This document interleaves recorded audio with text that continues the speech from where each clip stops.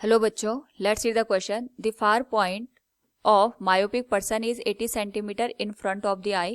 What is the nature and power of the lens required to enable him to see very distant object distinctly? Now to answer this question, first we will discuss here the key concept and here we will discuss about the human eye defect. इसमें हम यहाँ पे discuss करेंगे myopia के बारे में. तो जो मायोपिक पर्सन होता है उसको यहाँ पे जो फार ऑब्जेक्ट्स होते हैं वो क्लियरली दिखाई नहीं देते हैं, बट जो नियर बाय ऑब्जेक्ट्स होते हैं वो क्लियरली दिखाई देते हैं. नाउ यहाँ पे अगर हम बात करें इसके कॉज की, तो इसका कॉज ये होता है कि जो हम लेंस यूज करते हैं कन्वर्जिंग लेंस इन ह्यूमन आई, उसकी जो कैपेसिटी होती है या हम कह सकते हैं पावर होती है वो बढ़ जाती है.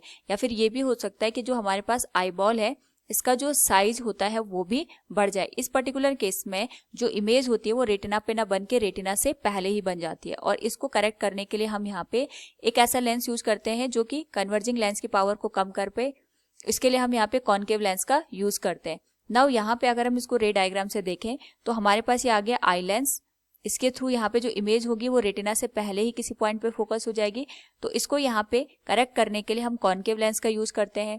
और कॉन्केव लेंस यहाँ पे जो भी लाइट रे इन्फिनिटी से आती है उनको डाइवर्स कर देता है और उसके बाद यहाँ पे लेंस तक पहुंचाता है, जिस वजह से अगर हमारे पास यहाँ पे आई लेंस की पावर बढ़ भी गई है तो वो इमेज को रेटिना पे इजीली फोकस कर देता है.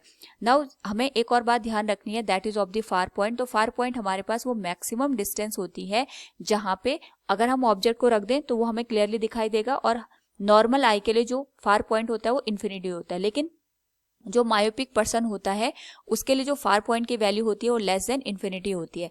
और हमारे पास यहाँ पे जो कॉन्केव लेंस हम यूज करते हैं इसका काम ही यही होता है कि जो भी यहाँ पे फार पॉइंट हमारे पास गिवन होता है मायोपिक पर्सन के लिए, ये इमेज को उसी पॉइंट पे यहाँ पे बना देता है. यानी अगर मैं इसको यहाँ पे बैकवर्ड डायरेक्शन में रेस को ड्रॉ करूं तो जो इमेज बनेगी हमारे पास वो आई पे बनेगी और ऑब्जेक्ट हमने यहाँ पे इन्फिनिटी पे रखा है. तो ये जो आई डिस्टेंस हमें यहाँ पे दिखाई दे रही है फ्रॉम द कॉन्केव लेंस, ये इक्वल होती है to the far point of the myopic person.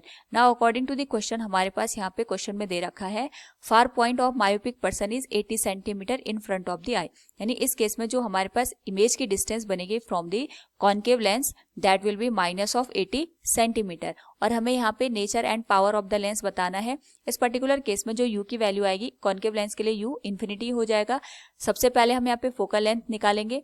तो यहाँ पे हम लेंस फॉर्मूला का अगर यूज करें that will B 1/f equals 1/v minus 1/u.